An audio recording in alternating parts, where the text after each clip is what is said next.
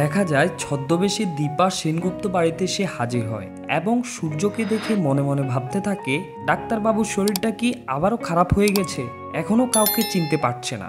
এরপর সোনা সূর্যকে বলে, তুমি যে ছবিটি দেখছো উনি তোমার স্ত্রী নন। তারপর রূপা সোনাকে বলে, এমন কথা কেন বলছিস হিংসুকুটি। পাশ থেকে অনুজা সূর্যকে বলে, দীপা তোমার বিজনেস পার্টনার, শুধুই বিজনেস পার্টনার। এরপর রূপাকে কথা শোনাতে থাকে অনুজা। তারপর সূর্য দীপাকে ফোন করতে গেলে সবাই মিলে সূর্যকে বাধা দেয়, কিন্তু সূর্য তাদের উপর অনেক রেগে যায়। দীপা দূর থেকে ছদ্মবেশে দাঁড়িয়ে সবকিছু দেখতে থাকে এবং মনে মনে বলতে থাকে, আমি কেন বারবার এভাবে ফিরে আসি আমি জানি। ডাক্তারবাবুর ভিতরের টান আমাকে যে আজও এইভাবে খোঁজে, সব ভুলে গিয়েও নিজের অজান্তে আপনি আমাকে খুঁজেন ডাক্তারবাবু।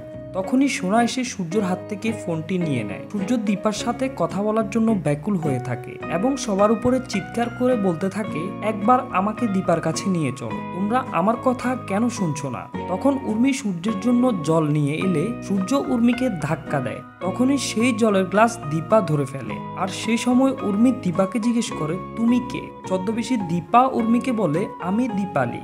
এরপর দীপা সূর্যকে বলে, বাবু থোড়া পানি পি লিজিয়ে। তখন দীপার দিকে তাকিয়ে সূর্য আলাদা একটা টান অনুভব করে এবং একজন আরেকজনের দিকে তাকিয়ে থাকে। তো প্রিয় ভিউয়ার্স, সূর্য আর দীপা কি দুজন দুজনের কাছাকাছি আসতে পারবে? জানলে ভিডিওতে লাইক দিয়ে কমেন্ট বক্সে লিখে জানাও। আর হ্যাঁ, চ্যানেলে নতুন হয়ে থাকলে চ্যানেলটিকে সাবস্ক্রাইব করে বেল আইকনটি বাজিয়ে দাও।